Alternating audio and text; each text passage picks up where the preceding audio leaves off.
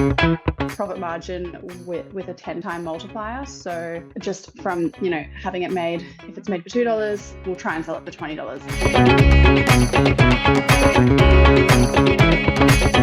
Hey everyone, I'm the host of the Sale Who eCommerce podcast, where we interview entrepreneurs, marketers, experts, and people who are knee deep in the daily grind of the e-commerce world. We want to uncover the latest e-commerce trends and get actionable insights that you can incorporate into your daily hustle as you build your online business. Today, we're interviewing Maggie Outridge, co-founder of St. Argo, a luxury pet supplies company based in Melbourne, Australia. So thank you, Maggie, and great to have you on the show. Thank you so much for inviting me on the show. I'm so excited to answer your questions. Yeah, no problem. As a dog lover myself, who is obsessed with my dog, I'm really excited to have you on our podcast. So first off, can you just tell me a bit about your company? Why did you start it, and what was the motivation behind it? Sure. I feel like we get this question quite often because my background definitely isn't in product development or marketing. I was studying law at the time we founded Argo, and my partner was working in finance. But we'd honestly just moved from Queensland to Melbourne, and we just moved across from a dog park, Faulkner Park, and that was what sparked. We kind of wanted to start a side hustle at the time anyway, but we were there. We didn't have a dog at the time, and we were wandering around, and we would just be those weird people that would go to the dog park and look at everybody else's dogs and want a dog. And so we thought, let's bring out a dog product. And at the time, we brought out our dog carrier, which was a bit different to anything else that was on the market, but it was really spurred on by the fact that we were living so close to so many cute dogs in Melbourne, really. Okay, and how did you learn about what you actually needed to do to start an e-commerce company? Did you get courses, or did you have a mentor, or just Google a lot? We're really, I think there's two kinds of people in the world, honestly, and there's the kinds that are that will do everything to the book, and that will do everything that will bring something out, when it's perfect. And we're the crash crazy people at doing it. Nothing was ready when we brought it out. We were unsure of our manufacturer. When honestly, we were just at the point where we were bringing products out, and the point that we'd chosen a manufacturer, we had no money. So we were we need to make this work. We didn't have the time or money to do courses, or we were just let's just do it. Other people can do it, we can do it. So I think it was naivety and just the need, and it needed to work. And are you guys both working on this full time now? We were for the first, so we weren't for the first maybe 8 months, and then it really took off. And so we were, but now we have time. It's quite a self-sufficient model. So now we have time to do other pieces as well. So it's kind of part-time for us now. So are you working on other jobs, or just traveling the world, or? We're working on other products, traveling, and we do a little bit of contracting work as well. Oh, okay. And so how did you you talked about you lived across a dog park, but why exactly you could do a lot of, pet products? Why exactly collars and poop bags and things like that? It's so weird. When I look back on it, I don't think I ever considered anything else. And in all honesty, at the time, I wasn't that certain about the product that we were bringing out. I didn't know whether it would work or not. I knew I wanted to do something. My partner really wanted to do something, but it was the product I was most certain about. So that's why we decided to bring it out. And we brought out, it was just one product that we decided to bring out at the very start, which was our carrier. And I was more sure about that than anything else, because nobody had done anything like it. We based it around a designer handbag.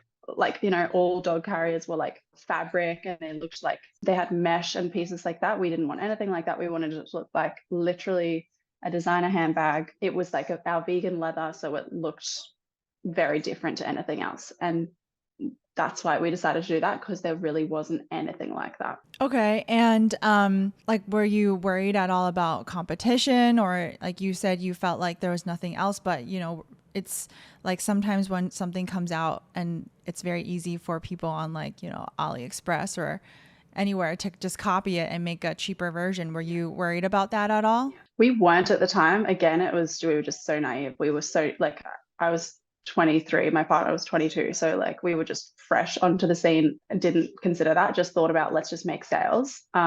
Let's bring out something. Let's, like, it's so fulfilling. This is so cool. I'll figure out Instagram, you figure out Google.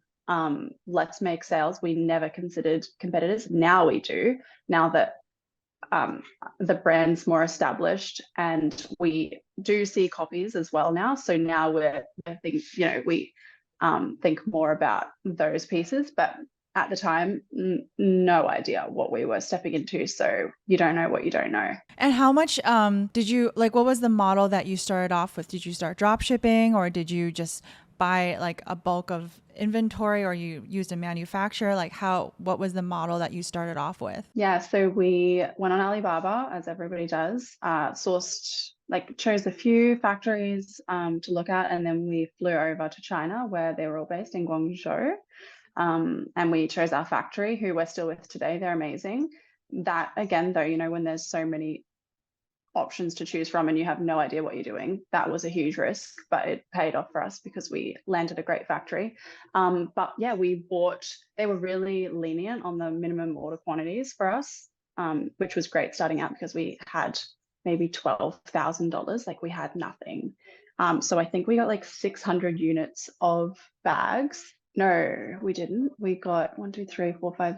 Yeah, we did. We got 600 units of bags, which was a lot for us, in 6 different colors. And we did get some collars and leads as well, because there was a lot of leftover fabric from the bag, of our vegan leather left over from the bags. So we decided to, use that and turn it into collars and leads. I did not think the collars and leads would work at all, but it's turned out that's pretty much all we do.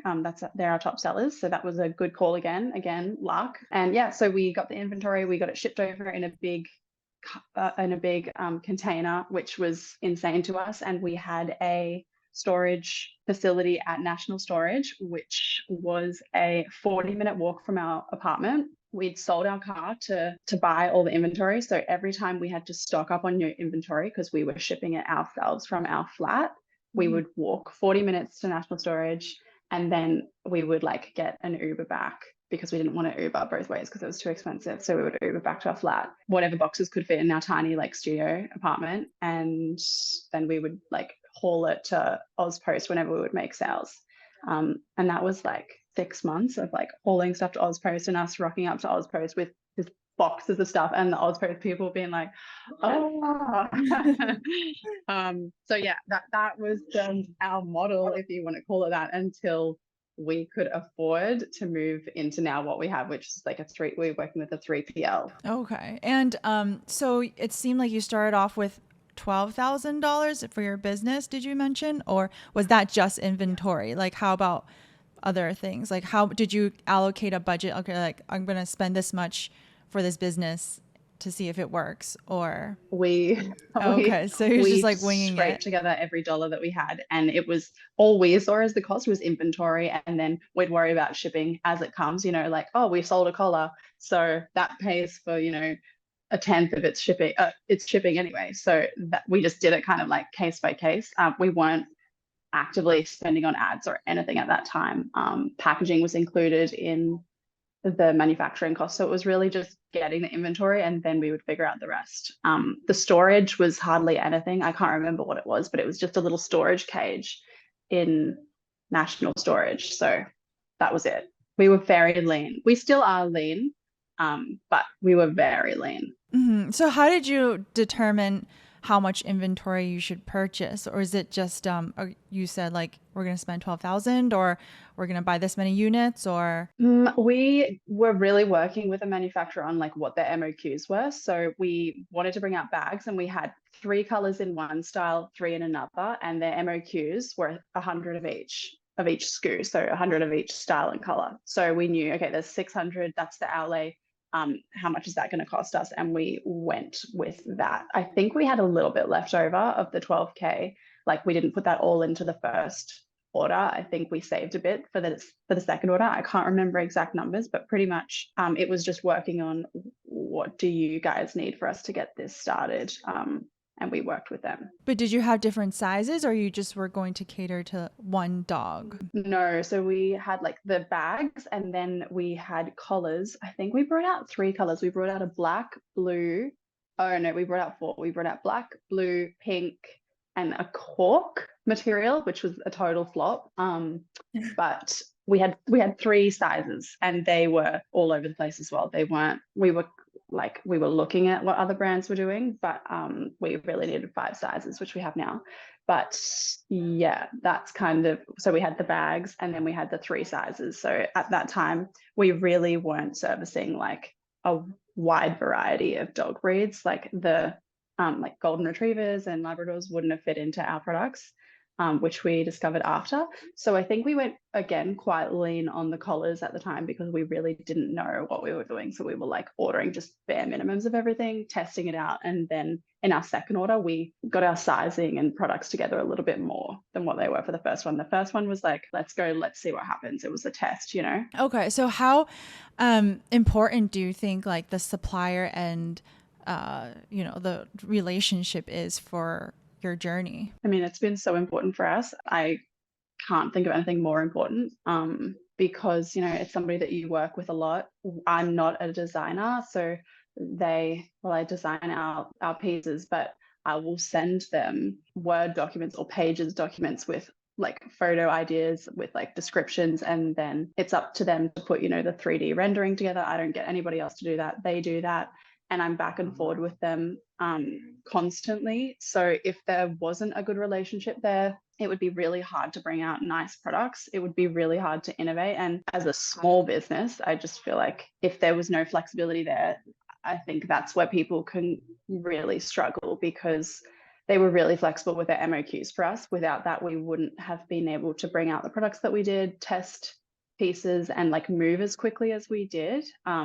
We'd still be stuck with hundreds of units of stock if they were really strict on their MOQs. So having a good relationship with them has been a blessing, and sticking with them the whole time is amazing because, we know them. Like we will try and visit the factory as often as we can. That's been difficult with COVID, but we've just gone back again, and it's amazing. It makes it a much easier process to be bringing out products to people. Yeah, I mean, and that's why with like the Sale Who directory, our company, we allow beginner entrepreneurs to easily connect and work with the most credible and trusted suppliers from around the world. And the key is that we can filter out the suppliers that you'll only choose from the ones that are like more trustworthy, and you have the flexibility to choose from specific locations and regions, including local ones that can significantly, impact shipping times and accessibility. So what do you think of something like Sale Who? Yeah, like amazing for somebody starting off, for sure, that doesn't really know where to start. Alibaba is quite daunting. There's so many different vendors on there. So I can definitely see the value in it. I have friends that are often looking for advice on where to start. That's one of the big questions to get the ball rolling. Like, how do I look on Alibaba? Like, what should I be looking for? So having a platform that makes it a little bit easier for people, I can see how that would be an amazing asset for new business. Yeah. And, sometimes you want to work with not just suppliers from China, but suppliers from locally or somewhere else. And that's where I think Sale Who can come in as well. Yeah, for sure. Like at the moment we're trying to get the manufacturing of our poop bags. So they're like, the little biodegradable doggy bags that you take walking, done in Australia, because not that we have any issue with them being done in China, but they're such a low cost, like a low value product for us. And we have like they're a reasonable price to be made in China, but shipping them to Australia costs so much money because they're like in a box. They're quite bulky and they're heavy. And then the taxes and import charges on top of that. means we break even. We make a little bit of money, but the profits are very slim. But there's nobody in Australia that has the technology they have the technology to make the compostable bags, but not to actually roll them into the rolls. So yeah, like having a hand with sourcing manufacturers. I mean, I've just messaged like tens of them and they've all had the same response.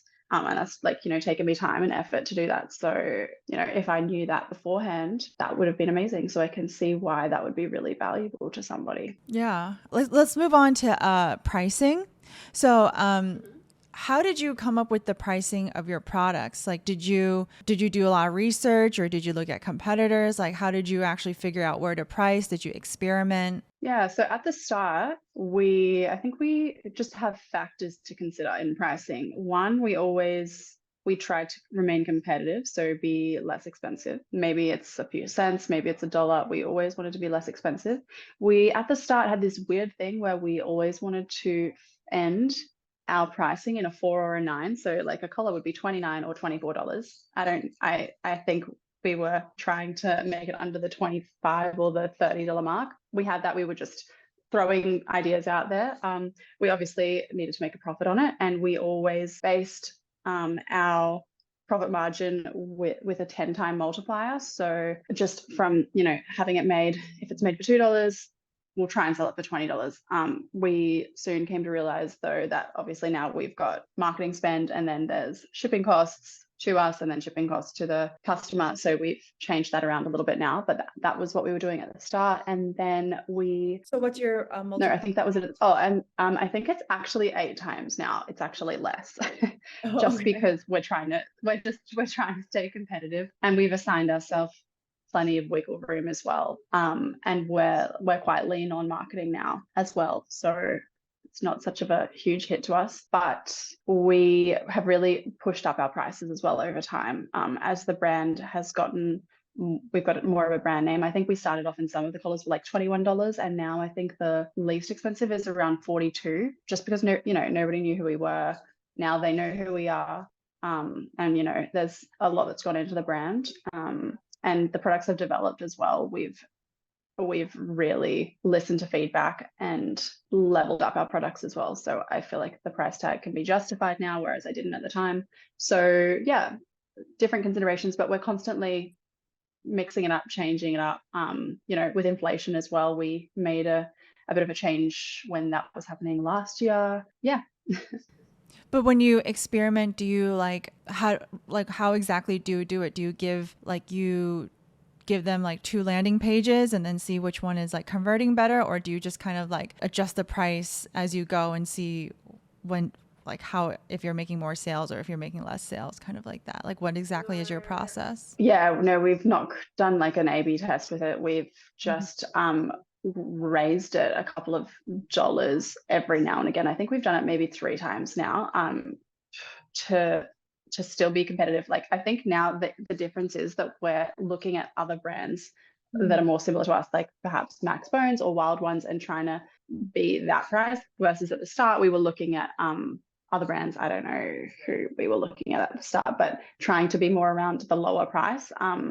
So that's kind of how we've done it now, but still try to be a couple of dollars under the bigger players, because we're not at the stage that Max Bone or Wild One is, but that's where we want to be. So that's how we base our pricing. Okay. And how did you get your first customer? My first customer was my mum. So that, or a stranger customer, like. I think our big thing at the start was I was on Facebook in lots of dog groups posting about this new bag, and we got a few sales of bags, which were amazing at the time because they were $200. They were like a big ticket item for us.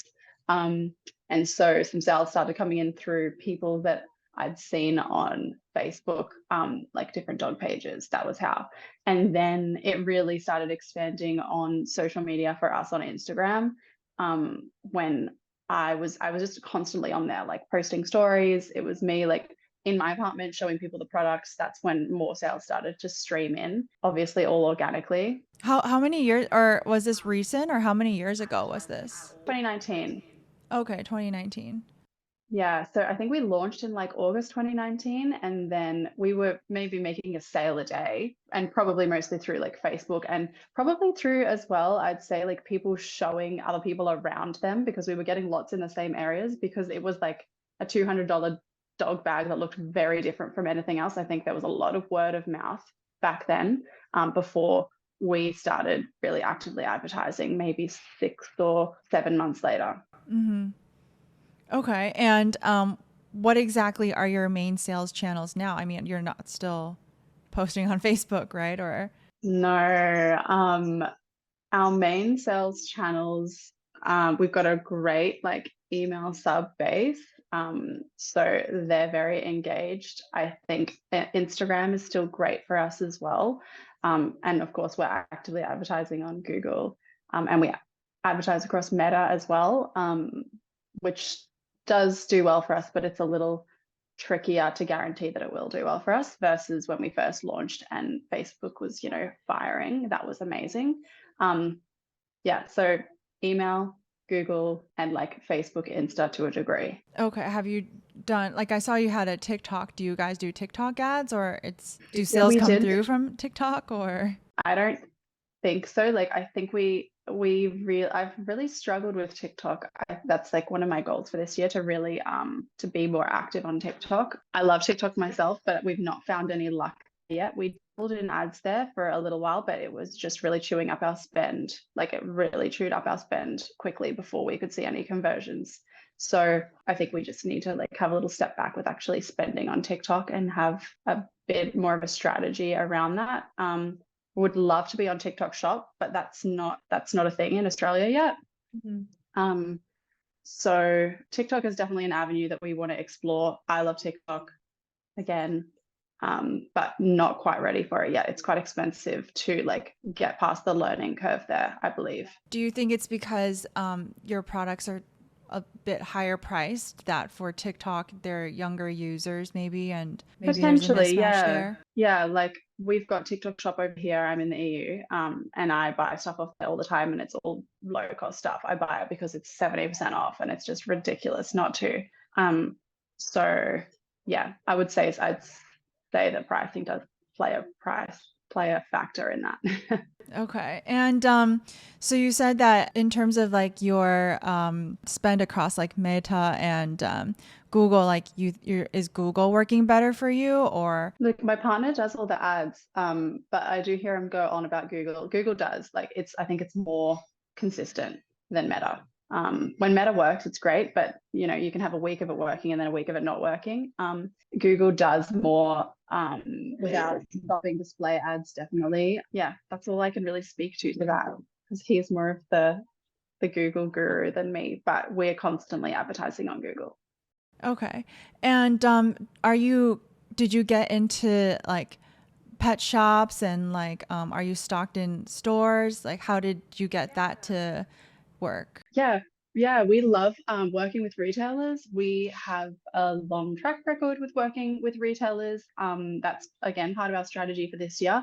Retailers, we've found, do tend to die off like after the Christmas period. Just as you would imagine, people aren't shopping on Myer and David Jones right now, but during the Christmas periods, we've been really lucky. Like, we've been stocked with the Iconic, where they purchased a bunch of inventory. It wasn't consignment or drop shipping. That was an amazing break for us. And that sold really well. We are also stocked with lots of little pet boutiques. We're not stocked with any big guys yet, like the Pet Barns and the Pet Stocks. That's again a goal of ours. But I do think that with being stocked with those guys, the cost of the product definitely plays a role, because there's lots of like low cost, really great items in those stores. So that's why we're doing things like we've brought out a treat pouch mid last year. And it's like quite low cost, but it's a bit different to anything else. It's like super durable. It's really, really cool.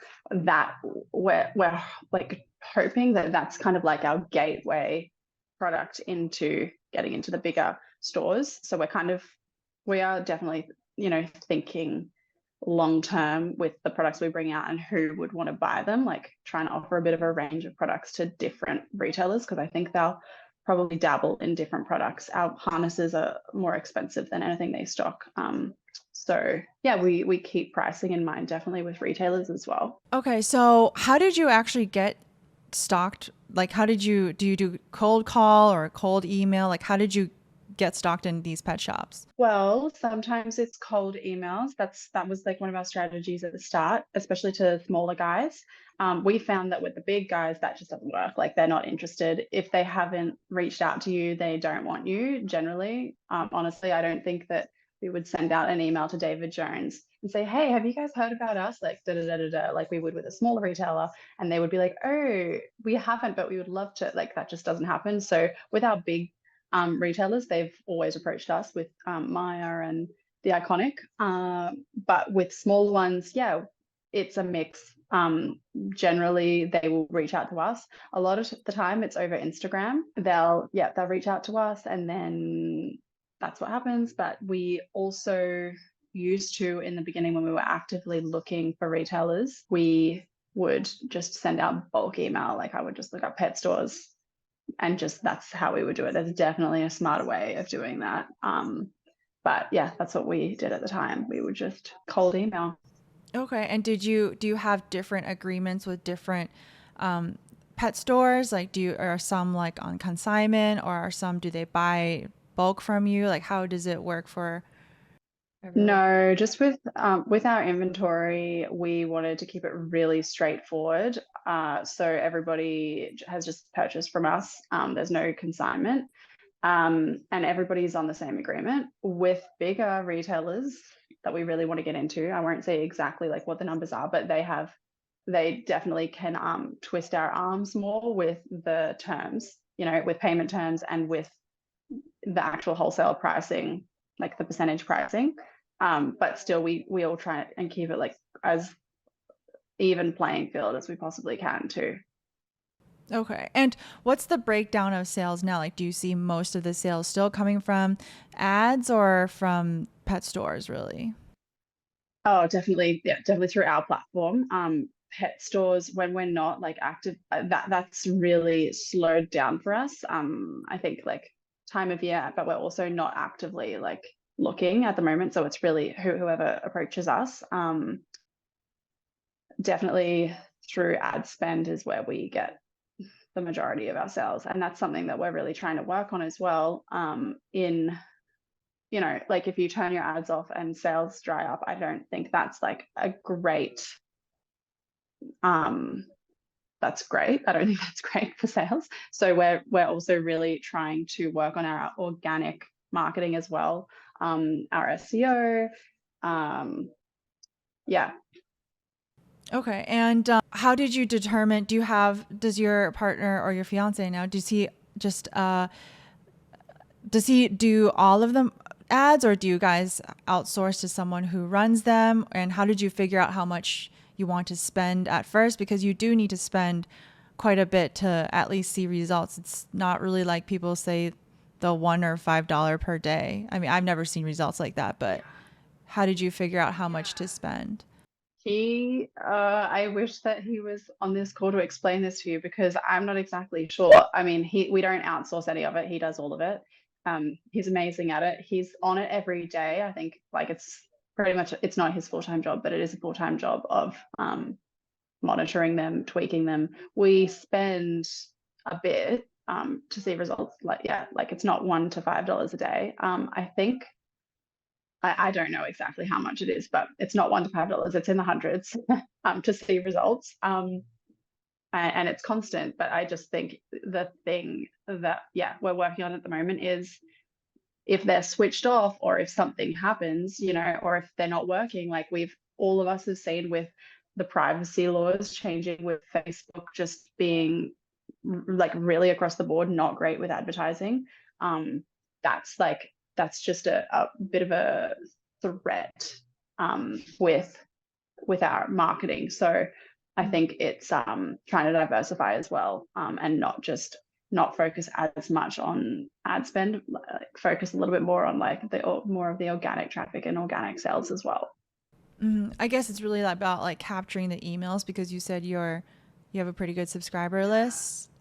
So would you say a lot of the sales come in from there?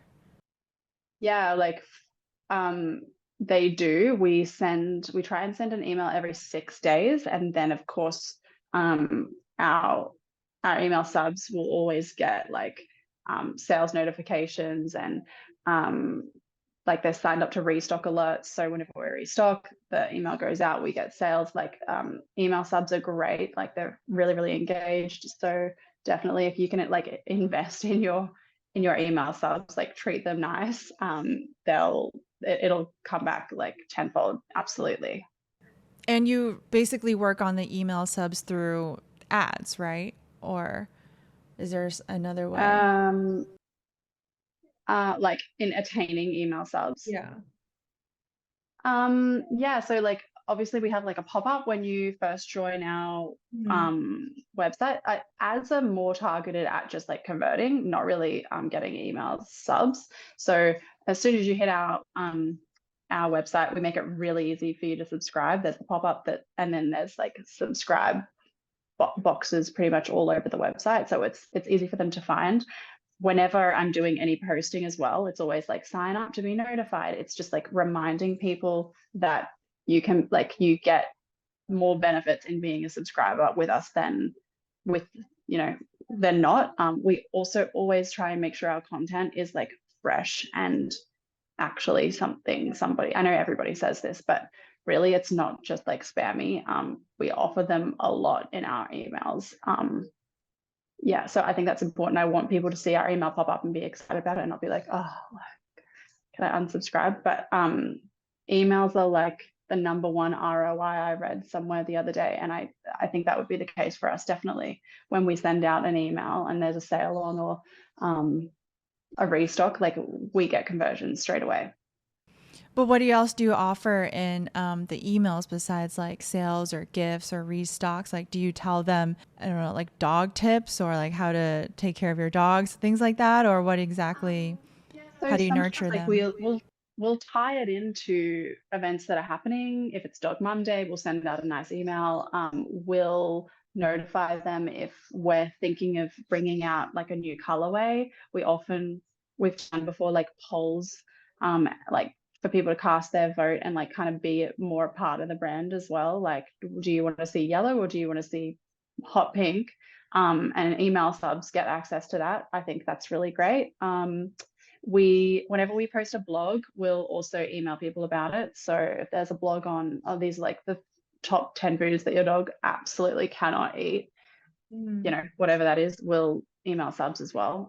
They're all dog people, obviously, if they've subscribed to us. So yeah, but not real, like we always kind of like try and have a point purpose to it as well. Like if there's a blog that's gone out, we'll email them about it, but I wouldn't just like email them randomly about like top dog training tips unless it was like in our blog.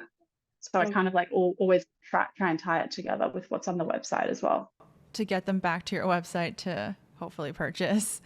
Yeah. Yeah, hopefully to convert. Yeah. Okay. And do you work with, do you do influencer marketing, like work with dog Yes. influencers? Okay. This is something I can talk about 100%. Like I love influencer marketing so much. We don't do dog influencers really. Like we really we're really targeting ourselves towards like lifestyle brand, women's wear, not so much like the doggy, like just a pet brand. Like I don't want to just be seen as a pet brand. So yeah, we work with influencers that I personally love, often, and content creators. Yeah, that's where we get like a lot of our content. Instagram, TikTok, they're like content beasts. They love content, and we personally, with like we couldn't create enough to keep up with it. So constantly every single day working with content creators and influencers to mostly create content. I mean, I'm looking more at we haven't, like we've been lucky enough to always work with content creators and influencers on a like gift for content basis, so they can choose what they want from the range and they'll create content for us, and then we may or may not, depending on what they want, have the rights to post it as ads. and they may or may not want to post it themselves. A lot of the time it's just it's smaller UGC creators who don't necessarily have a big following, but they create beautiful content, and we use that content as our own now. So yeah, definitely worked with a variety of content creators and influencers on different bases as well. So you're not really like banking on them creating sales for you, but kind of just like getting content from them. Right. Exactly. Like fresh content. I think that's like been our strategy. This year we're swiveling a little bit, and we'll be pushing more on hopefully being in a position where we can be spending on them and getting the exposure from them. So asking that they repost, because it's part of the deal. Asking that they repost their story or whatever, rather than just getting the content from them. That's kind of the next step up, but we've not been in the position to afford that yet. But that's probably next step, especially as we're seeing Facebook really not performing. We're looking at swiveling and putting the spend into influencers, because it's a lot of fun, and lots of other brands are doing it, and I think there's real potential there for our brand. Okay. And when you say Facebook is not performing, is it because like the cost per purchase is too high and you're not making it back, or it's just like not putting it in the right spots? Or Well, again, my partner does this, all right, yeah. I think it's mostly not, it's just the cost to get in front of new eyes. We've just found that we're spending on Facebook, and it's kind of just, it just is sent to the same people on rotation, and we don't get good feedback from that, and we don't get new exposure from that, versus putting that however much $1,000 into a couple of influencers, and they post to their 1 million person audience. What's that going to do for us versus putting that money into Facebook? We're just not, it's really not as easy to get new eyes on our products as it used to be. That's, I think, the best way I know to describe it. Yeah. I mean, I guess you wouldn't know until you try with each influencer, but yeah, that it could be like a better way to get sales. Okay. So do you yourself do work, like reach out to the influencers and do the email marketing, or do you guys have a team, or it's just really just you guys, just you two? Literally just us. Okay. So you design the emails and you reach out and make the agreements with the influencers. Yeah, so we generally do it. I generally do it over like direct Instagram, because unless they don't get back to me and I'm really, really keen on this one specific influencer, because I'm usually on Instagram anyway, looking at like, do I want to work with this person? Do I like this content? Are they like a good fit?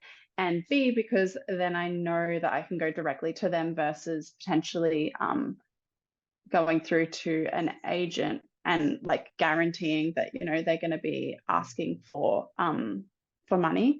Of course, that's always fine. If an influencer will just say like, oh, I only work on a paid basis, that's fine. When we're in the position to do that, we'll be doing that, definitely. I love influencer marketing. But yeah, I reach out via Instagram DM usually, and they usually get back to me on there and they're keen to work. So that's been working so far. We'll be looking this year at hopefully bringing on somebody to help us with that, though, as we swerve towards more of this like social marketing, because it is quite time consuming going through Instagram and reaching out to people and like negotiating, what do you want, like all these pieces. So that's really exciting. But my partner does all the ads, and he also puts together the emails for the subs, and I'm more of like the social side of it. Okay. So how do you guys know how to design emails? Like, is this something you guys learned, or you get templates, or? Yeah, so we're on oh my gosh, I don't even know the database of email that we're on. Clavio? What no, what email database are we on? What email do we use for Argo? No, what email, like to send emails to subs? Privy, because it's like a random one. We use Privy. He just taught himself that. And we just like always make sure they're, packed with imagery. And they look really nice every time, and they've got like a clear call to action and a link to our website. And he taught himself that. It's quite an easy platform to use, I believe. Okay, that's interesting. So, can you just like run me through both of your days, I guess, like for people who are just wondering what it's like to run an e-commerce company day to day? Like, what do you guys do? What time do you wake up? Is it like work 24/7 or? Yeah, so we try and wake up early because Australia is still awake then. And then if we have to get back to our like our warehouse, or if we've got any meetings booked, it's always like pretty early in the morning while we're overseas. And then Tim, like I think Tim likes to jump into the difficult stuff straight up, like fiddling with ads and pieces straight away, which will take a few hours, and scheduling emails as well, which will take a couple of hours as well, especially when he gets all the content together. I jump straight away into emails, which will take a few hours as well, because I want to get back to people while they're still awake. And then in the afternoon, I work on like influencer outreach, content creation. I'll usually do like later in the day, influencer outreach in the afternoon, because like I still kind of need to be a little bit fresh for it. But then the content creation I'll do like in the afternoon or the evening, because it's like nice, fun stuff. And it's usually quite time consuming, put together like editing videos. So I can spend a few hours just doing that in the afternoon, which is really nice. And that's it. Yeah. So influencer stuff, content creation, emails, meetings in the mornings. Tim will do the advertising in the AM, and then in the afternoon he'll probably focus more on email pieces. Yeah, that's it. Okay, interesting. So just like along your full e-commerce journey, what do you think are the biggest mistakes that you've made along the way?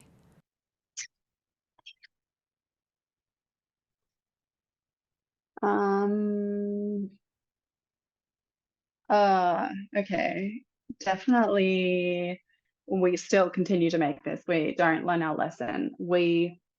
I think, never underestimate like the cost and the time of shipping goods from overseas.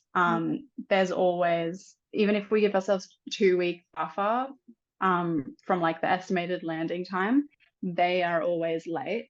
And we have pre-order functions on our website, which are amazing for cash flow, but not great if people are expecting something by a certain time, especially during the holiday period. Yeah. And we're over by a week and they're not going to get it by Christmas. Like that's really stressful for everybody. So I think like literally never underestimate how long something takes, not just to get overseas or to get packed, but also to get, to go through customs in Australia, to get possibly held up there and inspected, to get delivered to the factory, to get unpacked at the factory. We've done this for 4 years and we're never early, certainly. We sometimes scrape by and we're sometimes still late. Unfortunately, we can't not have that function. Like if our products, we have some clear top sellers and they always sell through so quickly. But if we turn off that pre-order, like people will wait. They won't choose another color. Oftentimes they'll wait, or they'll like purchase that color on pre-order. So we really can't not have that pre-order function. But we really need to work on the timing and the logistics still of getting the products to us. I think that's a big piece, and as well the cost. Like I think it's not a mistake we've made, because we were always really strict with, we've got to give ourselves a buffer of that 10% profit. I mean, now multiplier, now we're at 8% around about. I mean, 8 times around about. But I think people can think, oh my gosh, that's such a big multiplier. But honestly, it's it's not obviously just the cost of the goods, it's the cost to ship them, which Yeah. you know about, that's fine. But then there's so many unexpected costs with getting them into Australia. Customs, like they, can just randomly inspect your products and it's an extra $2,000. Like it's just, there's a lot more that goes into it that you don't realize. So that would be a big one that I would say to people, like keep that multiplier up. Otherwise, you're not going to have any profit and it's not going to work. Okay. And so would that be like one of your biggest tips that you would give someone who is, looking to start their own e-commerce business in today's climate? Or are there other tips as well? Yeah, that would probably be my number one, because that was a tip that was given to me from another business owner. She's amazing. I won't say who it is, but she said to me from the start, when I came to her when we were looking at pricing. So okay, we did do like a little bit of research. But she said just keep that 10 times multiplier if you can. I think she works on more. She has very different product to us, but that 10 times multiplier is like such a big one. I also think that a tip that I would say to people is like, do something before you're ready. I think that's something we've always done. Don't wait until perfect, because like there's never perfect. You're never ready. You never know every contingency that's gonna happen, but you just like need to start and you need to do it. And if you knew, I think like if I knew everything that was like ahead of me and like all the stress, of course it's good. I'm talking like it's not like nice, but there is like lots of stresses and uncertainties. I don't think I would have done it. So I think that naivety like sometimes can work to help you, definitely, because you don't know what's coming. Yeah. And what do you think is like the maybe one or two key factors that really catapulted your brand to where it is today? I generally, when people ask me this, I say it was a mixture of luck, timing, and okay, we do have nice products, of course, but there's other factors at play as well. We really started taking off because we were doing well. Like we quit our jobs and we were doing it full time in like early 2020, but mid 2020 when Australia really like shut down and COVID happened, we took off then, and that was timing for us because everybody was shopping online. We're obviously e-com and everybody was buying dogs. Yeah. And we were just perfectly positioned. We're not expecting it. That was when our brand like really, really took off and we had to start taking it seriously, as in like, do we do marketing on this now? Do we retarget these people? Like, wow, now we're really in it. Like now we're actually making sales. We've moved to a warehouse. Like we've got costs now that the products are here. It's not just like the cost of manufacturing it anymore. And I think we capitalized on that as well with the hard work that we put in from that point. Like, yeah, there was a little bit of luck and timing that got to that point, but then it was like, okay, now we educate ourselves on how do we advertise to these people? How do I really like make Instagram work for us now? Like, how do I do this influencer thing? I had no idea. And like the product development as well. The products have come such a long way from even that point. So we like there was like the hard work that went into it, and like the products are a lot better now too. And I also think, oh, I had another point. We put every single cent back into it as well. Like we didn't, we kept reinvesting in it and kept making the products better. Like eating 2-minute noodles at night, but like at least the D slots on the collars are like so much better than they were last time, and nobody can copy that and like that kind of thing. We just were like obsessed with it. So the hard work that went into it, as well as timing and luck, that like I think shot us to the next platform. Okay. So last question. What's next for St. Argo? Are you going to be expanding into other products or just trying to get your products into more stores across the world? I know you have your new poop bag, but are you trying to also expand to other countries or? Yeah, so look, honestly, we moved to the UK in early 2021. because we were planning to expand to the UK. Because I mean, apart from the US, the UK is our top like purchaser at the moment, and we don't actively advertise there. So, we know that there's the demand there. And it was easier to move there. So we were like, okay, let's go there and we'll set up there. But just as on the cusp of that happening, we got stocked with Maya. And again, it's just Tim and I. We don't have any investors or anything like that.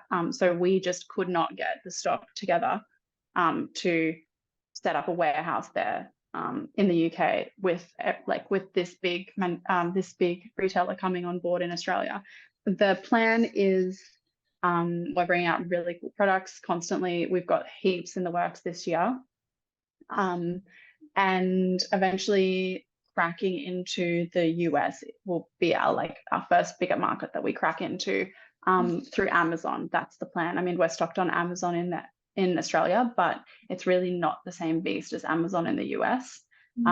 So that's hopefully a plan for end of this year, getting into the US market and getting on their TikTok shop finally, through Amazon.